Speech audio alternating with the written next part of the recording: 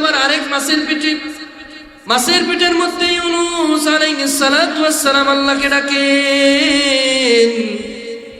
আল্লাহ তাআলাকে ডাকে বলে, লা ইলাহা ইল্লা আনতা সুবহানাক ইন্নী কুনতু মিনাজ জালিমিন।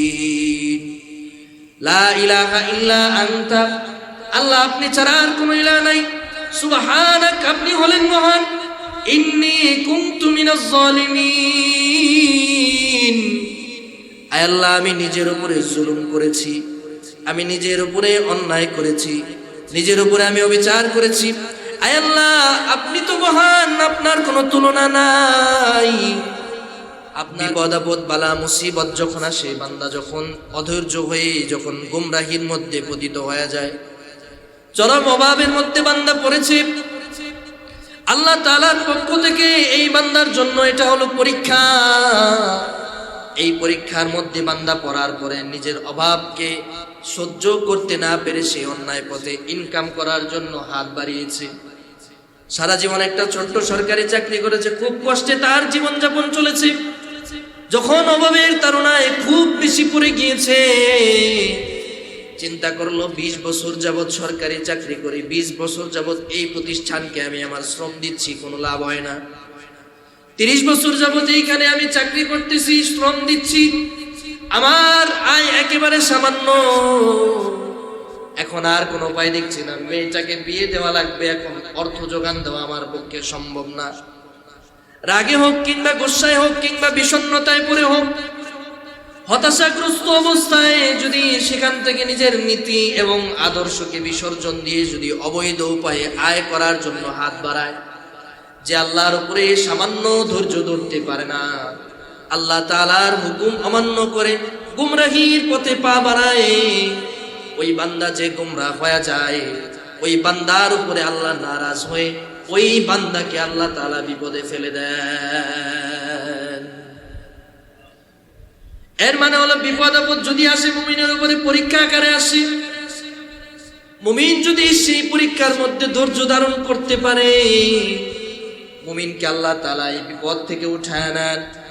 আর যদি মুমিন এই বিপদের মধ্যে আল্লাহ তাআলার হুকুমের অবাধ্যতা প্রদর্শন করে, ওই মুমিনকে আল্লাহ তাআলা আরো চূড়ান্ত বিপদের মধ্যেই ঠেলে দেন। এটাই হাদিস। বিসমিল্লাহির রহমানির রহিম।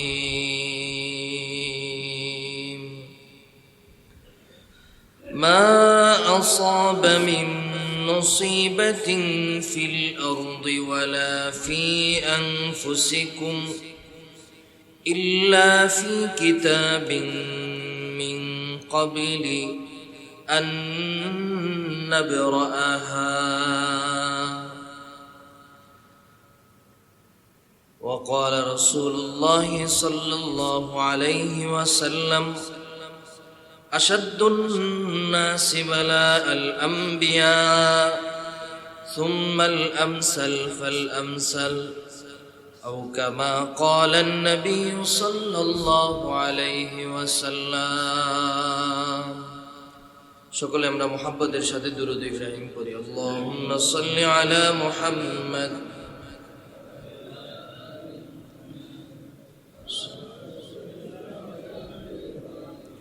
وعلى آل إبراهيم إنك حميد مجيد. اللهم بارك على محمد وعلى آل محمد كما باركت على إبراهيم وعلى آل إبراهيم إنك حميد مجيد. बुजुर्गी की नहीं हमको ज़रूरत, गुलाम अपना बना हमको खुदाया, बता हमको तेरी राह किस तरफ है, तेरी राह पर चला हमको खुदाया. ला इलाहा لا إله إلا الله ইল্লাল্লাহ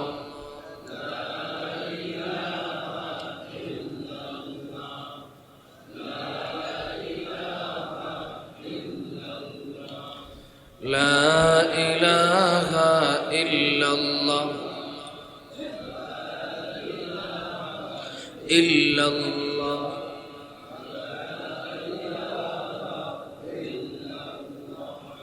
লা ইলাহা ইল্লাল্লাহ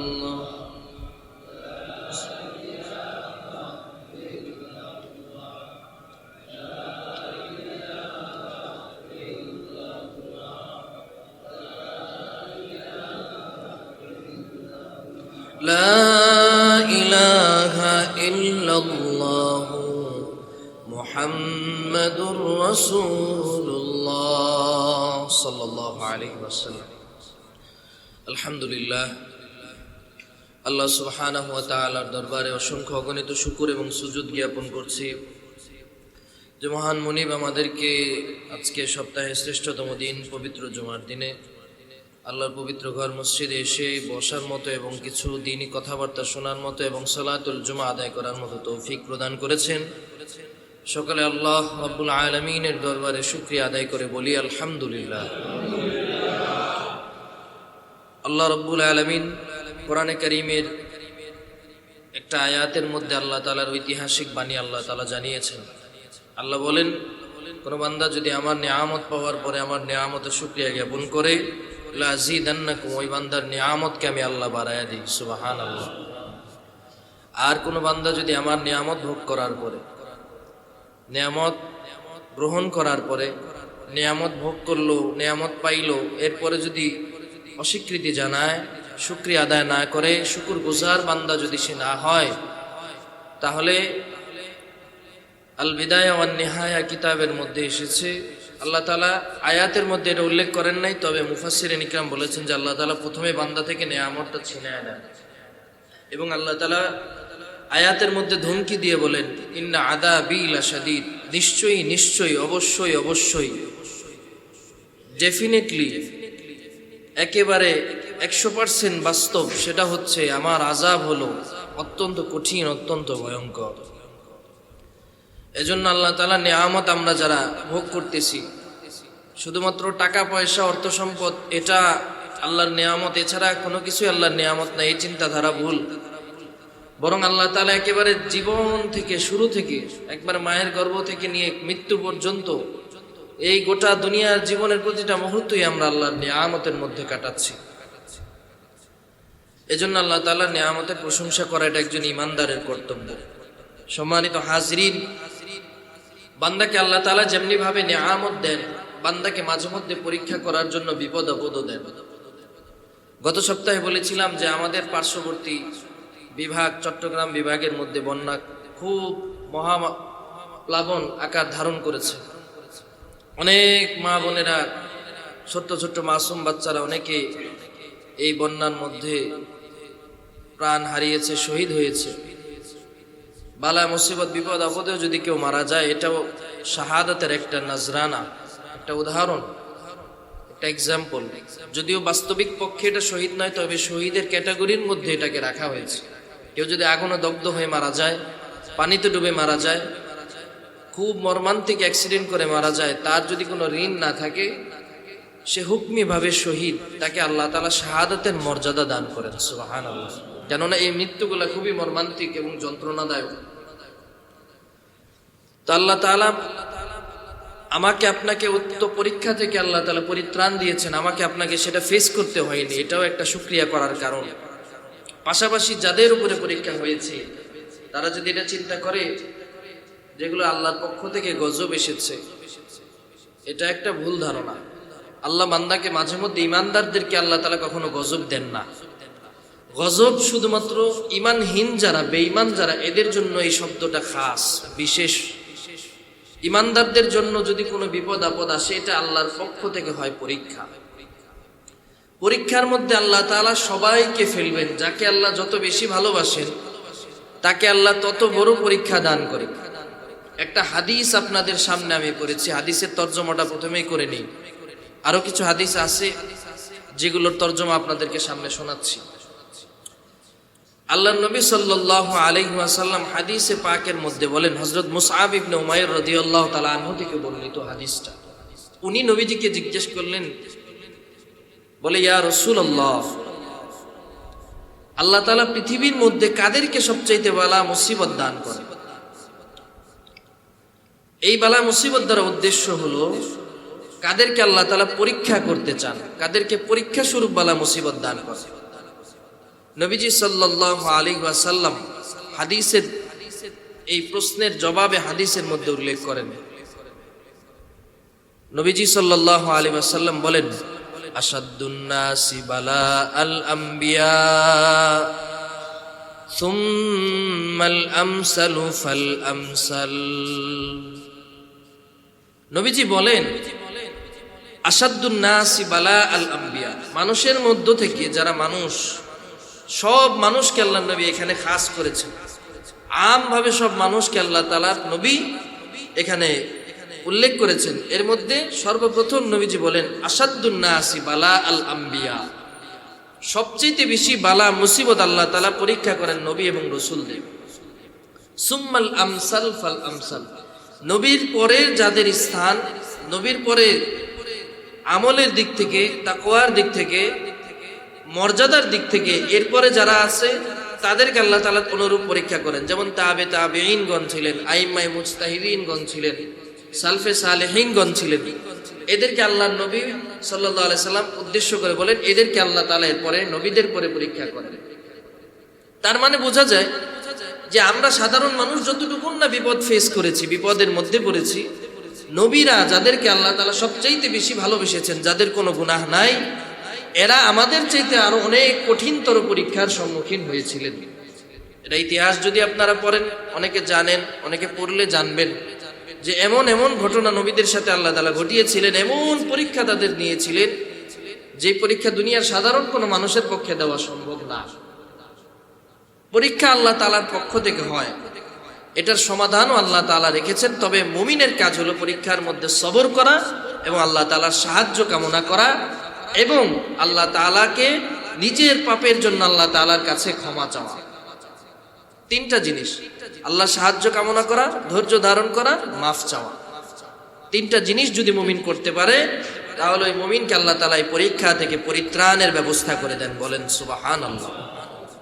এটাই আল্লাহ তাআলার পবিত্র কালামুল্লাহর মধ্যে সূরা হাদীদের মধ্যে আল্লাহ তাআলা বলেছেন। আল্লাহ বলেন, মা আসাবা মিন মুসিবাতিন ফিল আরদি ওয়ালা ফি আনফুসিকুম ইল্লা ফি কিতাবিম মিন ক্বাবলি আন নাবরাহা।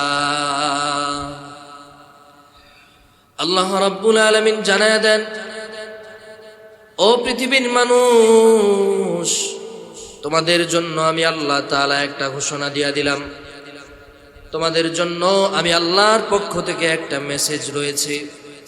কি মেসেজ আল্লাহ তাআলা দিতে চান?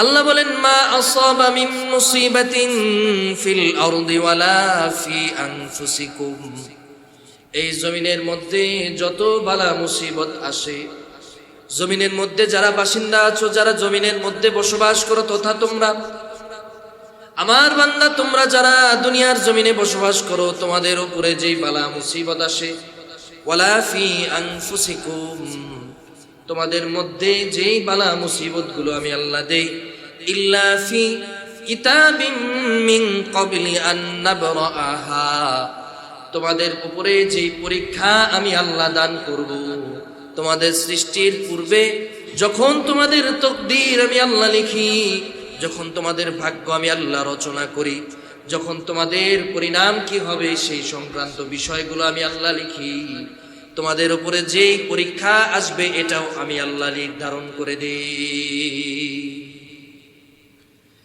আয়াতে কারিমার মধ্যে আমি আপনি যদি নজর করি, একটা বিষয় একেবারে সুস্পষ্ট আমার আপনার জন্য, আল্লাহ রাব্বুল আলামিন আমাকে আপনাকে যেই পরীক্ষা করবেন এটা আল্লাহ তাআলা আগেই থেকে নির্ধারণ করে দিয়েছেন। এটা একেবারে আগে থেকে চূড়ান্ত, এটার মধ্যে কোনো ধরনের তারতম্য করার কোনো সুযোগ নাই। কেননা আল্লাহ তাআলা যাকে পরীক্ষা করেন নবীজি বলেন, যাকে আল্লাহ বেশি ভালোবাসেন তার প্রতি আল্লাহর পরীক্ষা বেশি হয়।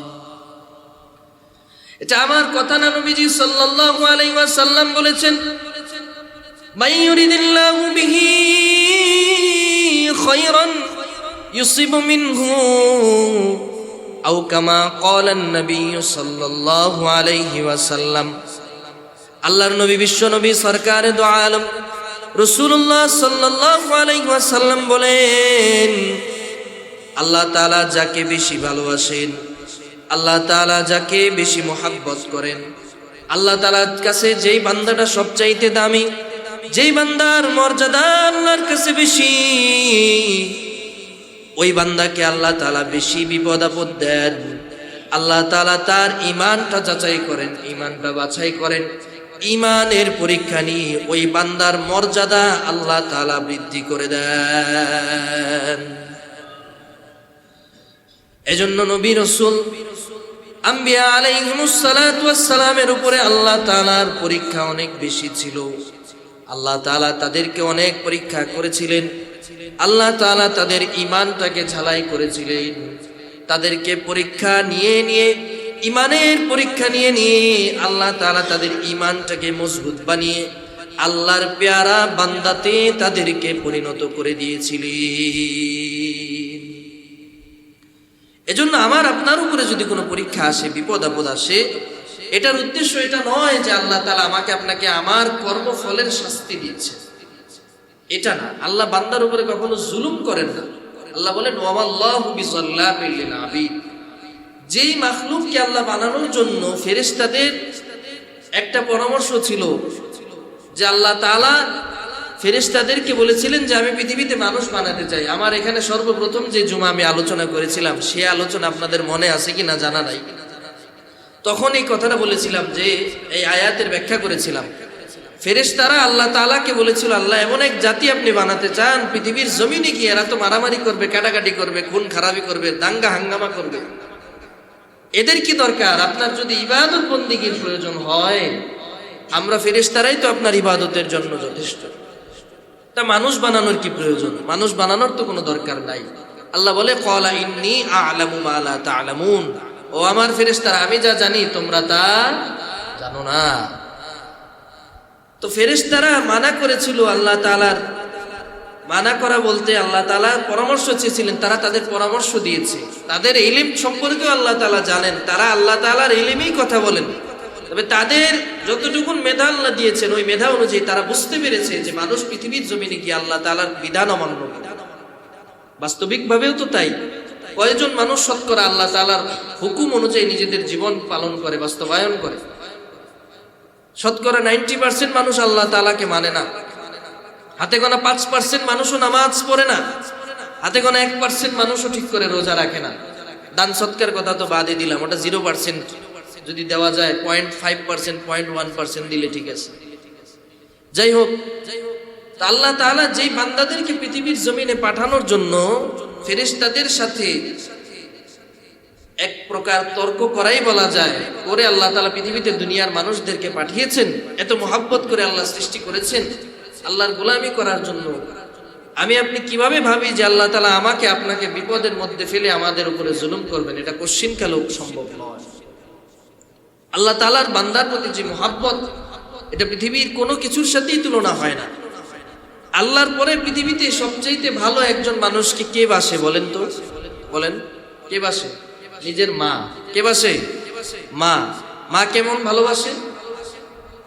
উসুলের মধ্যে আছে, কোন সন্তান যদি মারা যায়, সন্তান মারা যাওয়ার পরে সন্তানের দাফন কাফন করা কোনো মায়ের জন্য জায়েজ আছে? কথা বলেন, জানেন না?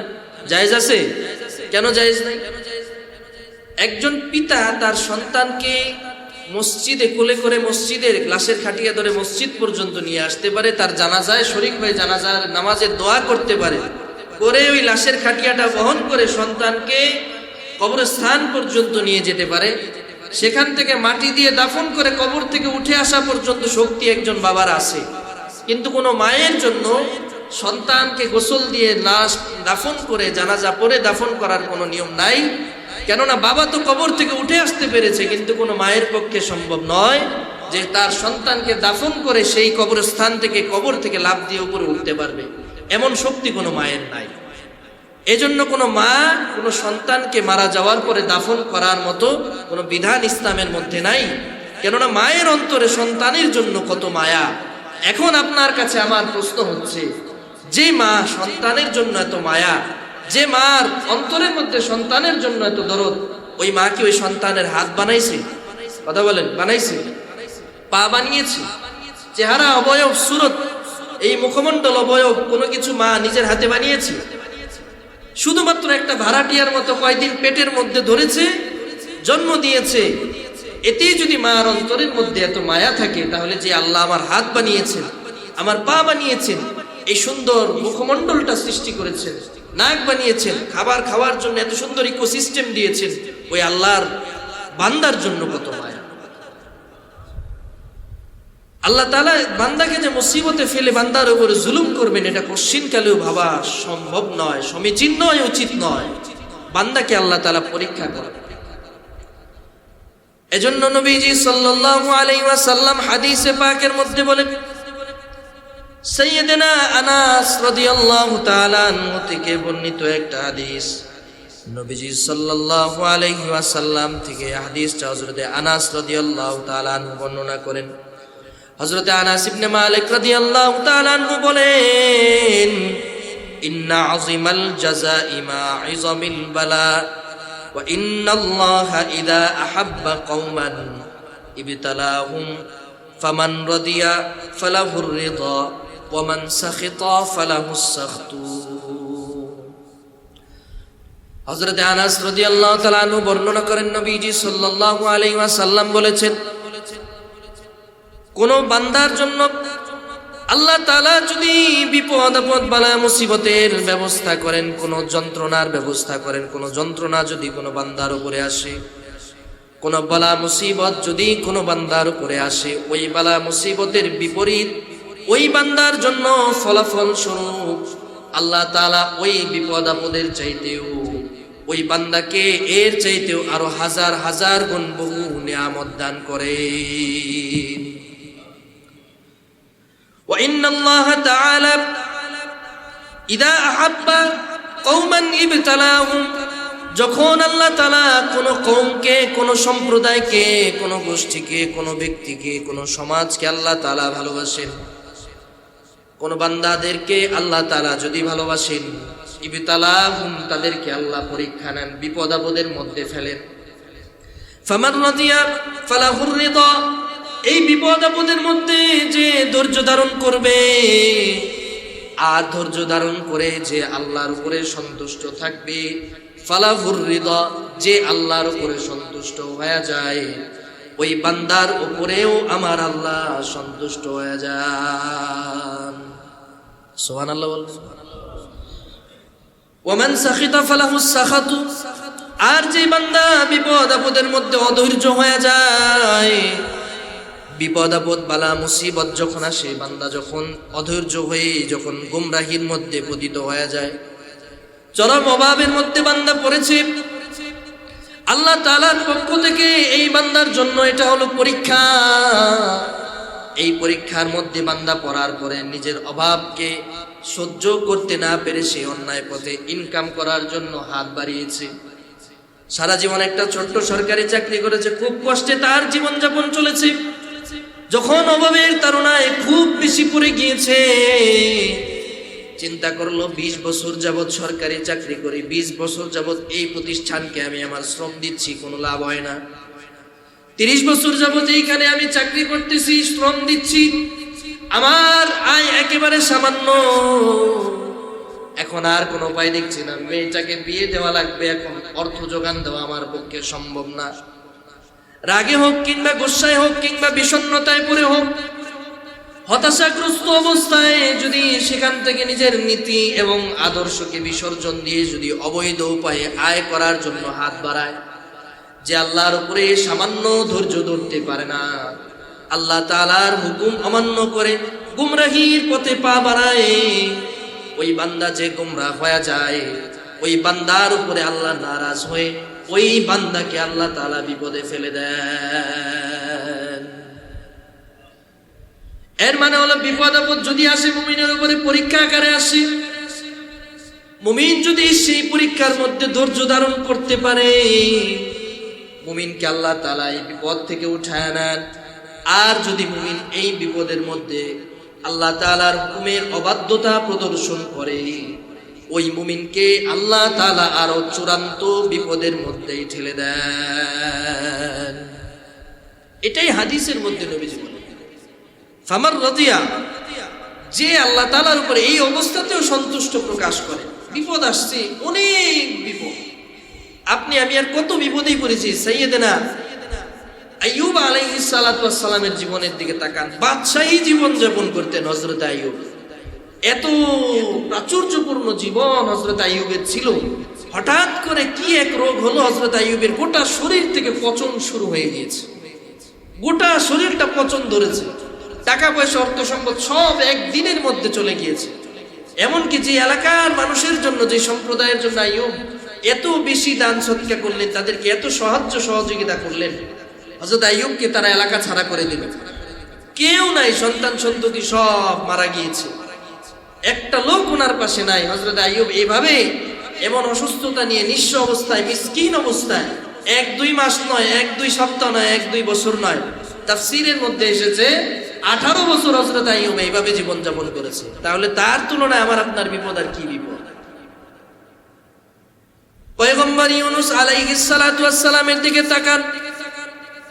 ইউনূস আলাইহিস সালাতু ওয়াস সালাম একজন জলিলুল কদর পয়গম্বর, আল্লাহ তাআলার একজন খালেস পয়গম্বর। এত বেশি সম্মান এবং মর্যাদা হযরত ইউনূসকে আল্লাহ তাআলা দান করেছিলেন। হযরত ইউনূস আলাইহিস সালাতু ওয়াস সালাম ওনার কওমের লোকদেরকে দিনের দাওয়াত দিতেন। ওই কওমের লোকেরা হযরত ইউনূস আলাইহিস সালাতু ওয়াস সালামের দাওয়াত কবুল করে নাই। তাফসীরের মধ্যে এসেছে হযরত ইউনূস আলাইহিস সালাতু ওয়াস সালাম ওনার কওমকে বারবার দাওয়াত দিতেন।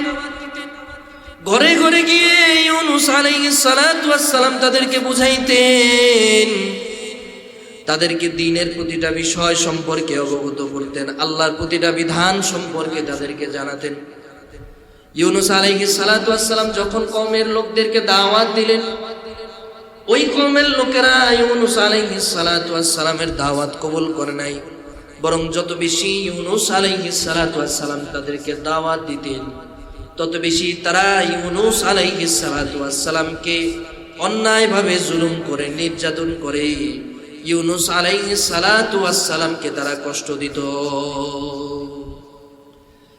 অবস্থা এমন হয়ে গিয়েছিল, হযরত ইউনূস আলাইহিস সালাতু ওয়াস সালামকে তারা একেবারে মেরে হযরত ইউনূস আলাইহিস সালাতু ওয়াস সালামকে বেহুশ করে ফেলল। ইউনূস আলাইহিস সালাতু ওয়াস সালাম এবার আল্লাহর কাছে দোয়া করলেন, ডাক দিয়া বলে, আল্লাহ, আপনার এই অবাধ্য জাতি, যাদেরকে আপনি আমাকে দাওয়াত দেওয়ার জন্য দায়িত্ব দিয়েছিলেন, আমি ইউনূস আমার দায়িত্ব পালনে ব্যর্থ হয়ে গিয়েছি। এই কওমের লোকেরা আমার দ্বীনের দাওয়াত গ্রহণ করে না, এরা আমার কালিমা গ্রহণ করে না। আয় আল্লাহ, আপনার ধর্মের উপরে অধিষ্ঠ হয় না, আপনার দ্বীনের দাওয়াতকে তারা অ্যাকসেপ্ট করে না, কবুল করে না, গ্রহণ করে না। আল্লাহ, এদের ব্যাপারে আপনি চূড়ান্ত ফয়সালা নিয়ে আনেন। ইউনূস আলাইহিস সালাতু ওয়াস সালামকে আল্লাহ ঘোষণা দিলেন, ইউনূস, তোমার পরিবারের মধ্যে যারা রয়েছে আর যারা কালিমা গ্রহণ করেছে, এদেরকে নিয়ে তোমাকে প্রস্থান করতে হবে, এখান থেকে চলে যেতে হবে। কিছুদিনের মধ্যে তাদের উপরে আযাব চলে আসবে। তাফসীরের মধ্যে এসেছে, কোন জায়গায় এসেছে 3 দিন, কোন জায়গায় এসেছে 7 দিন। একটা ডেডলাইন আল্লাহ তাআলা দিয়ে দিলেন, এই সময়ের মধ্যে আযাব চলে আসবে। তুমি তোমার অধীনস্থ যারা রয়েছে তাদেরকে নিয়ে তুমি এখান থেকে প্রস্থান করো, এখান থেকে চলে যাও। হযরত ইউনূস আলাইহিস সালাতু ওয়াস সালাম প্রস্তুতি গ্রহণ করা শুরু করলেন। নিজের 2টা সন্তান, স্ত্রী আর যারা কওমের লোকেরা ছিল, এদেরকে, যারা ঈমানদার ছিল, এদেরকে অবগত করে ইউনূস আলাইহিস সালাতু ওয়াস সালাম ঘর থেকে বেরিয়ে গেলেন। আল্লাহ তাআলা এখনো আদেশ জারি করেন নাই, তার পূর্বেই হযরত ইউনূস ঘর থেকে বের হয়ে গেলেন। ওনার কওমের লোকেরা এবার চিন্তা করলো, ইউনূস প্রতিদিন দাওয়াত দেওয়ার জন্য আসে, আজকে কেন আসে নাই? ইউনূস আলাইহিস সালাতু ওয়াস সালাম যাওয়ার পূর্বে একজন বার্তাবাহকের মাধ্যমে আযাবের ঘোষণা দিয়ে তাদের কাছে চিঠি রেখে তারপরে চলে গিয়েছেন। কোন জায়গায় এসেছে হযরত ইউনূস আলাইহিস সালাম নিজে গিয়ে ওনাদেরকে বলেছেন, এই যে তোমাদেরকে বলে গেলাম আমি তো এখান থেকে চলে যাব, তোমাদের উপরে আযাব আসবে, এখনো সময় আছে, আযাব আসার পূর্বে তোমরা কালিমা গ্রহণ করো, ঈমানদার হয়ে যাও, আর না হয় তোমাদের উপরে আল্লাহ তাআলার গজব চলে আসবে। ইউনূস আলাইহিস সালাতু ওয়াস সালামের কওমের লোকেরা ইউনূস পয়গম্বরের এই কথা শোনার সাথে সাথে তাদের তুচ্ছ-তাচ্ছিল্যের পর্যায়ে আরো বেড়ে গেল। তারা ইউনূস আলাইহিস সালাতু ওয়াস সালামের কথাকে আরো বেশি ব্যঙ্গ করতে লাগলো। হযরত ইউনূস আলাইহিস সালাতু ওয়াস সালাম যখন চলে গেলেন, পরদিন ওই সমস্ত মানুষেরা খেয়াল করলো ইউনূস আলাইহিস সালাতু ওয়াস সালাম তাদেরকে দাওয়াত দেওয়ার জন্য আর আগের মতো আসেন না। একদিন দুই দিন পার হয়ে যায়, ইউনূস আলাইহিস সালাতু ওয়াস সালাম নাই। এবার তারা চিন্তা করলো, কি ব্যাপার, ইউনূস প্রতিদিন আমাদের কাছে আসে, আজকে কেন আসে না, আজকে না আসার কারণ কি? তার মানে ইউনূস যা বলেছে সত্য বলেছে, আমাদের উপরে হয়তো শীঘ্রই কোনো আযাব চলে আসবে। একজনকে পাঠানো হলো, যাও যাও ইউনূসের বাসায় গিয়ে খোঁজ নাও ইউনূস কি অবস্থায় আছে। গিয়ে দেখে বাসার সামনে ঘরটা তালা মারা, ঘরটা তালাবদ্ধ অবস্থায় রয়েছে। ইউনূস পয়গম্বর তার সন্তান এবং পরিবার নিয়ে সেখান থেকে রওনা হয়ে গিয়েছেন। সব মানুষেরা এবার ভীত সন্ত্রস্ত হয়ে গেল, চিন্তা করলো আল্লাহ তাআলার আযাব চলে আসবে। এই চিন্তা করে তারা তাড়াতাড়ি তওবা করে কালিমা পড়ে মুসলমান হয়ে গেল। ইউনূস আলাইহিস সালাতু ওয়াস সালাম ততক্ষণে অনেক দূর পর্যন্ত গন্তব্য তৈরি করে ফেলেছেন। এবার হযরত ইউনূস আলাইহিস সালাতু ওয়াস সালাম আল্লাহ তাআলার সামান্য হুকুমটা একটু অমান্য করেছেন। এই জন্য আল্লাহ রাব্বুল আলামিন হযরত ইউনূস আলাইহিস সালাতু ওয়াস সালামের ঈমানটাকে পরিপূর্ণভাবে আবার চাকচিক্যময় করার জন্য ওনার উপরে পরীক্ষা আল্লাহ তাআলা দেওয়া শুরু করলেন। ইউনূস পয়গম্বর যখন ওনার কওম ছেড়ে কিছু দূর চলে গেলেন, যাওয়ার পরে ইউনূস আলাইহিস সালাতু ওয়াস সালামের উপরে আল্লাহর পরীক্ষা চলে আসলো। এই পরীক্ষা মূলত শাস্তি নয়, এই পরীক্ষা মূলত ইউনূস পয়গম্বরের প্রতি কোনো জুলুম নয়, ইউনূস আলাইহিস সালাতু ওয়াস সালামের ঈমানটাকে নবায়ন করার জন্য, রিনিউ করার জন্য, ঝালাই করার জন্য আল্লাহ দিলেন। ইউনূস আলাইহিস সালাতু ওয়াস সালামের দুইজন যমজ সন্তান ছিল, আর স্ত্রীকে নিয়ে হযরত ইউনূস চলতেছেন, কোনো গন্তব্য নাই, কোথায় যাবেন তিনি চিন্তা করতেছেন আর হাঁটতেছেন। একটা অঞ্চল দিয়ে অতিক্রম করার সময় ওই অঞ্চলের একজন বাদশা ছিলেন, যিনি জালেম একজন বাদশা, খুব জুলুমকারী একজন বাদশা, অন্যায়কারী একজন বাদশা। এই বাদশার স্বভাব হলো, কোনো সুন্দরী রমণী যদি এই বাদশা দেখে তাহলে তাকে বন্দি করে বাদশা নিজের কাছে নিয়ে নিজের গোলাম বাদী বানিয়ে রাখেন, তার সাথে বিভিন্ন ধরনের অপকর্ম করেন।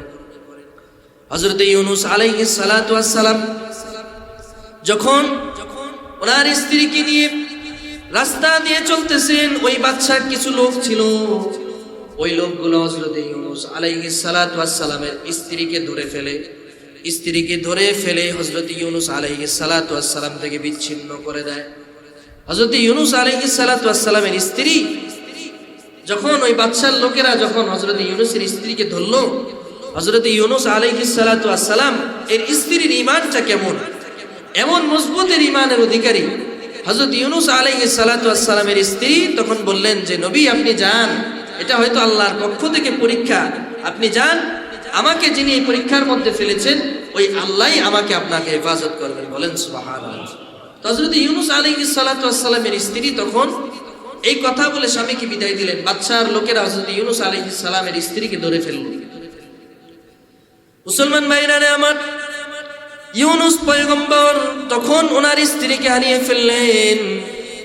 চারজন রওনা দিয়েছিলেন সেখান থেকে, একজন কমে এখন তিনজন হয়েছে, ইউনূস আলাইহিস সালাতু ওয়াস সালাম এবং ওনার দুই ছোট্ট ছোট্ট যমজ সন্তান। এবার হযরত ইউনূস আলাইহিস সালাতু ওয়াস সালাম হাঁটতেছেন, হাঁটতে হাঁটতে সন্ধ্যা যখন পেরিয়ে আসে, একটা সন্তান, দুই সন্তানের মধ্য থেকে একটা সন্তান একটু পিছনে পড়েছে। সন্তানটা যখন পিছনে পড়েছে, জঙ্গলের মধ্য দিয়ে ওনারা যাচ্ছিলেন, সাথে সাথে একটা বাঘ এসে থাবা মেরে ওই একটা পিছনে পড়ে যাওয়া সন্তানটাকে থাবা মেরে নিয়ে গিয়েছে। হযরত ইউনূস আলাইহিস সালাতু ওয়াস সালাম তাকিয়ে তাকিয়ে দেখলেন এই দৃশ্য। উনি বুঝতে পারলেন আল্লাহ তাআলা আমাকে পরীক্ষা করছেন। 4 জন থেকে স্ত্রী হারালেন, এবার একটা সন্তান হারালেন। 4 জন থেকে 2 জন হলেন, আর 2 জন ছিলেন হযরত ইউনূস আর ওনার আরেকটা সন্তান। হাঁটতে হাঁটতে এবার এক সমুদ্রের কিনারায় পৌঁছে গেলেন। সমুদ্রের কিনারায় যখন পৌঁছে গেলেন, অনেক দূর পরিশ্রম করে সফর করে ক্লান্ত অবস্থায়, ক্লান্ত পরিশ্রান্ত শরীর নিয়ে হযরত ইউনূস আলাইহিস সালাতু ওয়াস সালাম বিশ্রাম নিচ্ছেন। ওনার সন্তানটাও বিশ্রাম নিচ্ছে। হঠাৎ সন্তানটা খেলতে খেলতে একটু নদীর কিনারায়, সমুদ্রের কিনারায় চলে গিয়েছে। সাথে সাথে একটা মাছ এসে ওই সন্তানটাকেও খেয়ে ফেলছে। ওই সন্তানটাকেও মুখের মধ্যে নিয়ে মাছটা চলে গিয়েছে।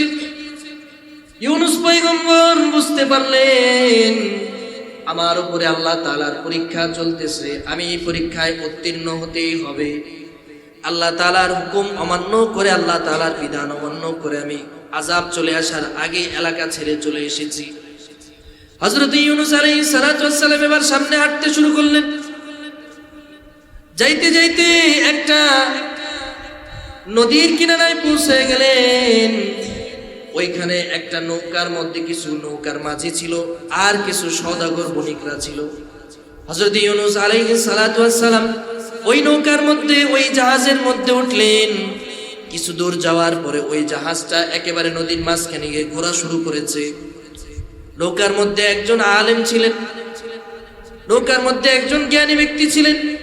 ওই ব্যক্তি বলল, তোমাদের মধ্য থেকে কে আসো যারা নিজের মালিক থেকে পলায়ন করে, মালিকের বিধান অমান্য করে এখানে চলে এসেছো? কে আসো? এমন গোলাম আসো কে যে নিজের মালিক থেকে পলায়া এখানে চলে আসছো? তোমার কারণে এই আযাব আমাদের উপরে এসেছে, নৌকাটা ঘুরতেছে, তুমি পানিতে নেমে যাও, তুমি না নামলে আমরা সবাই মারা যাব। কে এমন গোলাম আসো, কে এমন কৃতদাস আসো, এখান থেকে নাইমা যাও। হযরত ইউনূস বুঝতে পারলেন আমার উপরে পরীক্ষা চলতেছে। ওইখানে সব লোকেরা বলতেছে, না না, আমরা তো সবাই সওদাগর, কেউ গোলাম নই, আমরা কেউ ভেগে আসি নাই, আমাদের জন্য আযাব আসার কথা নয়। ইউনূস আলাইহিস সালাতু ওয়াস সালাম বললেন, একজন গোলাম আছে, সেটা হলো আমি ইউনূস। আমি আমার রবের থেকে পলায়ন করে এখানে চলে এসেছি। হযরত ইউনূস আলাইহিস সালাতু ওয়াস সালাম এবার পানিতে নেমে গেলেন। আল্লাহ তাআলার কি কুদরত, উনি পানিতে নামার সাথে সাথে নৌকাটা ঘোরা বন্ধ হয়ে গেল। ওই নৌকাটা ঘোরা বন্ধ হয়ে আবার তার গন্তব্যে চলে গেল। হযরত ইউনূস পানির মধ্যে নেমে যাওয়ার পরে এই দৃশ্য দেখলেন। তাফসীরের মধ্যে আছে প্রসিদ্ধ ঘটনা, আপনারা জানেন, ইউনূস আলাইহিস সালাতু ওয়াস সালামকে একটা মাছ গিলে ফেললো। আবার কোন কোন বর্ণনায় পাওয়া যায় ওই মাছটাকে, যে মাছটা ইউনূসকে গিলেছে, ওই মাছটাকে আবার আরেকটা মাছ গিলে ফেলেছে। ইউনূস আলাইহিস সালাতু ওয়াস সালাম এক মাছের পেটে, ওই মাছটা আবার আরেক মাছের পেটে। মাছের পেটের মধ্যে ইউনূস আলাইহিস সালাতু ওয়াস সালাম আল্লাহকে ডাকেন। আল্লাহ তাআলাকে ডাকে বলে, লা ইলাহা ইল্লা আনতা সুবহানাক ইন্নী কুনতু মিনাজ জালিমিন। লা ইলাহা ইল্লা আনতা, আল্লাহ আপনি ছাড়া আর কোনো ইলাহ নাই, সুবহানাক আপনি হলেন মহান, ইন্নী কুনতু মিনাজ জালিমিন, আয় আল্লাহ আমি নিজের উপরে জুলুম করেছি, আমি নিজের উপরে অন্যায় করেছি, নিজের উপরে আমি অবিচার করেছি। আয় আল্লাহ আপনি তো মহান, আপনার কোনো তুলনা নাই, আপনার কোনো মহানুভবতার কোনো তুলনা নাই। আমি ইউনূস আমার উপরে জুলুম করেছি। আজকে যে বিপদের মধ্যে সম্মুখীন হয়েছি, যে বিপদের মধ্যে পড়েছি, এটা আল্লাহ আপনার পক্ষ থেকে কোনো জুলুম আমার উপরে করা হয় নাই, বরং আজকে যেই পরিস্থিতির মধ্যে পড়েছি, এই অবস্থার জন্য আমি ইউনূস পয়গম্বর একমাত্র দায়ী। বলেন সুবহানাল্লাহ। ইউনূস আলাইহিস সালাতু ওয়াস সালাম আল্লাহর কাছে তওবা করে আল্লাহর মহানুভবতার ঘোষণা দিচ্ছেন, আর আল্লাহর কাছে নিজের কৃতকর্মের জন্য লজ্জিত হচ্ছেন আর মাফ চাইছেন। ইউনূস পয়গম্বর আল্লাহ তাআলার কাছে নিজের জন্য মাফ চাইছেন। আল্লাহ তাআলা হযরত ইউনূস আলাইহিস সালাতু ওয়াস সালামের তওবার কথা শুনেন কি শুনেন না? কথা বলেন, শুনেন কি শুনেন না? ইউনূস আলাইহিস সালাতু ওয়াস সালামের এই দোয়া আল্লাহ তাআলা শুনছেন। আল্লাহ তাআলার সাথে সাথে হযরত ইউনূস আলাইহিস সালাতু ওয়াস সালামের তওবাকে কবুল করে নিলেন। তাফসীরের মধ্যে এসেছে দীর্ঘ 40 দিন হযরত ইউনূস ওই মাছের পেটের মধ্যে ছিলেন।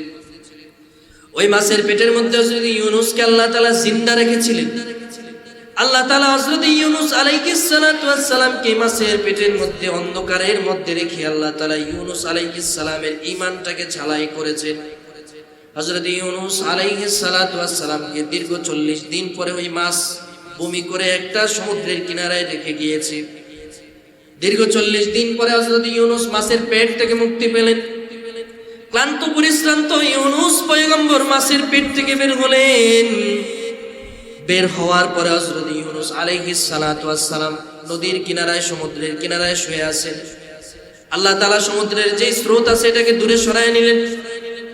একেবারে জীর্ণ শীর্ণ দুর্বল শরীরে হযরত ইউনূস সমুদ্রের কিনারায় শুয়ে শুয়ে আল্লাহ তাআলাকে ওই অবস্থাতেও ডাকতেছেন। আল্লাহ তাআলার তাসবিহ হযরত ইউনূস আলাইহিস সালাতু ওয়াস সালাম করতেছেন। হযরত ইউনূস আলাইহিস সালাতু ওয়াস সালাম আল্লাহ তাআলার কাছে নিজের ঈমানের যে নজরানা পেশ করলেন, এটা আল্লাহর কাছে অনেক পছন্দনীয় হয়ে গেল। আল্লাহ তাআলা হযরত ইউনূস আলাইহিস সালাতু ওয়াস সালামের জন্য খাবারের ব্যবস্থা করলেন। হঠাৎ করে ওই সমুদ্রের কিনারায় একটা গাছের ফলের গাছের ব্যবস্থা করে দিলেন। একটা খেজুর গাছ সেখানে হয়ে গেল। ওই খেজুর গাছের সাথে শিকড়ের মধ্যে আল্লাহ তাআলা একটা আঙ্গুরের গাছেরও ব্যবস্থা করে ইউনূস পয়গম্বরের মুখ বরাবর ঝুলাইয়া দিলেন। ইউনূস পয়গম্বর সেখান থেকে আঙ্গুর আর খেজুর ভক্ষণ করে ওনার শরীরের মধ্যে কিছুটা শক্তি আসলো।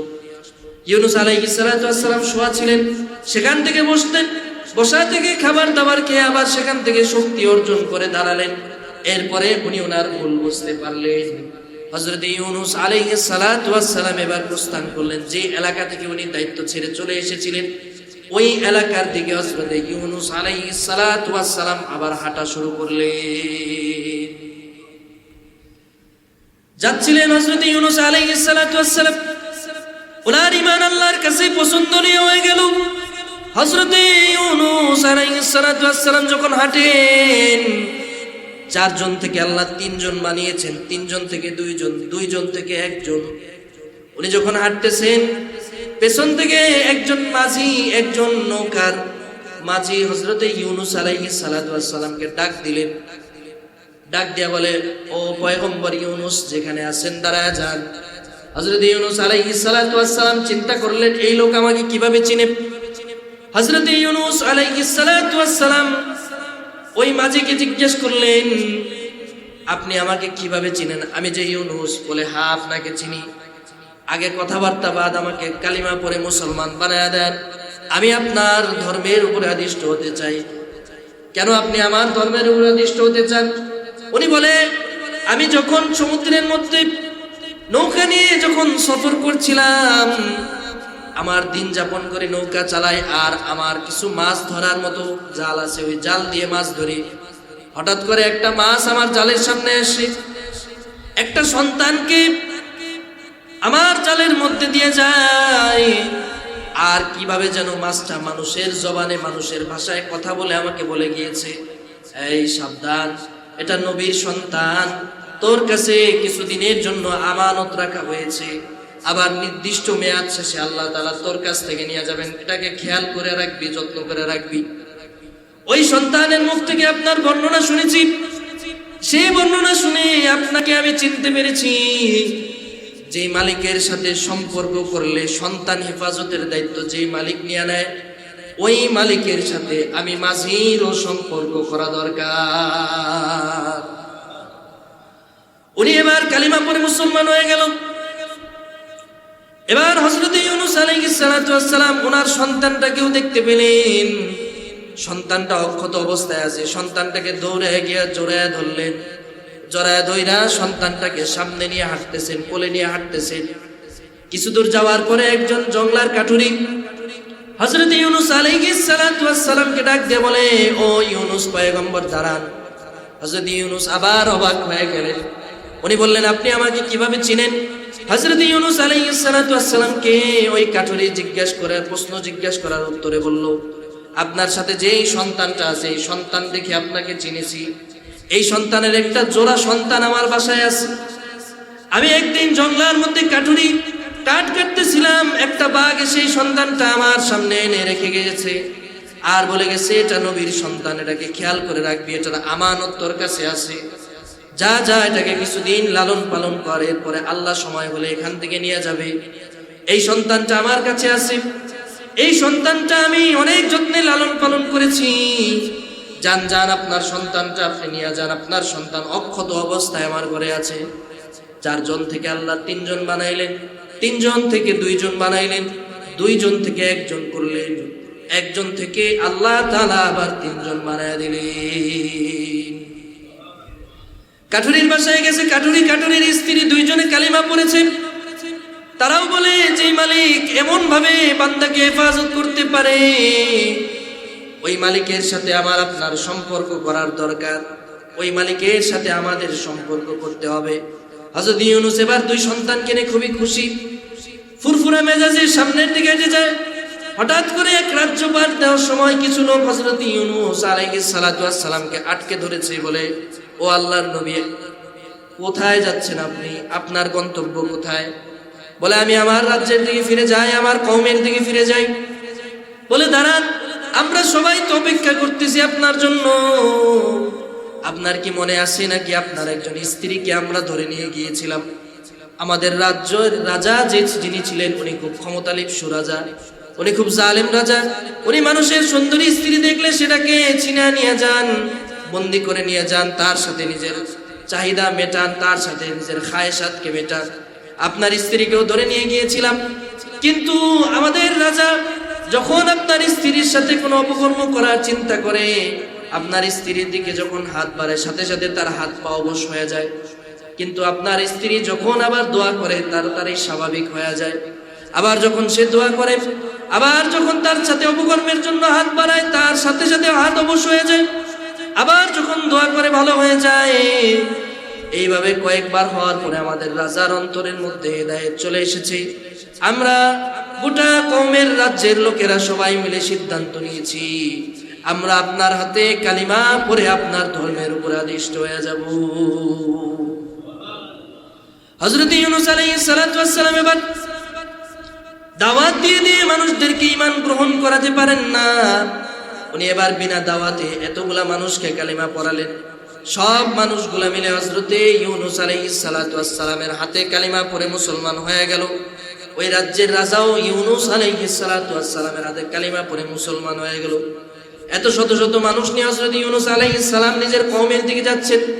কওমের দিকে যখন গেলেন, ওই কওমের মানুষেরা আযাবের ভয়ে আগেই কালিমা পড়ে মুসলমান হয়ে গেলেন।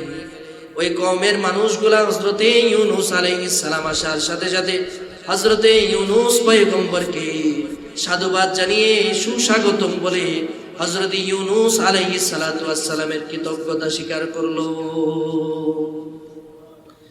এটা আল্লাহ তাআলার পক্ষ থেকে পরীক্ষা। বান্দার ঈমান যখন আল্লাহর পছন্দনীয় হয়ে যায়, ওই বান্দাকে আল্লাহ তাআলা বিপদ থেকে মুক্ত করে দেন। আল্লাহ তাআলা সাময়িক বিপদ দিয়ে হলেও বান্দাকে পরীক্ষা করেন। এই পরীক্ষার মধ্যে যেই বান্দা আল্লাহ তাআলার উপরে ধৈর্য ধারণ করে, যেই বান্দা আল্লাহর উপরে সবর করতে পারে, ওই বান্দাকে আসমানের মালিক আল্লাহ সবচেয়ে মর্যাদাপূর্ণ স্থানে উঠায়া দেন। বলেন সুবহানাল্লাহ। হযরত ইউনূস আলাইহিস সালাতু ওয়াস সালামের এই ঘটনা, এখান থেকে আমার আপনার জীবনে শিক্ষা হলো, আমার আপনার উপরে মাঝে মধ্যে আল্লাহ তাআলা পরীক্ষা দিবেন, মাঝে মধ্যে আল্লাহ তাআলা আমাকে বিপদের মধ্যে ফেলবেন। এর অর্থ এটা নয় আল্লাহ তাআলা আমাকে বিপদে ফেলছেন, আমাকে অপছন্দ করেন, অথবা আমাকে আল্লাহ তাআলা জুলুম করছেন, আমার উপরে আযাব দিচ্ছেন। না, আল্লাহ তাআলা আমার ঈমানটা পরীক্ষা করছেন। এই বিপদের মধ্যে যদি আমি ধৈর্য ধারণ করতে পারি, তাহলে আল্লাহ তাআলা এই বিপদ থেকে আমাকে আপনাকে মুক্ত করতে পারেন কি পারেন না? কথা বলেন, পারেন কি পারেন না? ওই ক্ষমতা আল্লাহর আছে, আল্লাহ তাআলা চাইলেই পারেন। এজন্য আল্লাহ বলেন, ওয়ালা নাবলুওয়ান্নাকুম বিশাইইম মিনাল খাউফ ওয়াল জু' ওয়া নাকসিম মিনাল আমওয়াল ওয়াল আনফুসি ওয়াস সামারাত। কখনো কখনো আল্লাহ বান্দাকে ক্ষুধা দিয়ে আল্লাহ পরীক্ষা করেন, কখনো বিপদ দিয়ে পরীক্ষা করেন, কখনো ভীত সন্ত্রস্ত অবস্থা সৃষ্টি করে বান্দাকে পরীক্ষা করেন, কখনো আল্লাহ তাআলা ফসল ফলাদি এগুলো নষ্ট করে পরীক্ষা করেন। এর মধ্যে যে ধৈর্য ধারণ করতে পারে, সে আল্লাহর নিকট দামি হয়ে যায়। সুবহানাল্লাহ। সম্মানিত হাজিরিন, আমাদের বিগত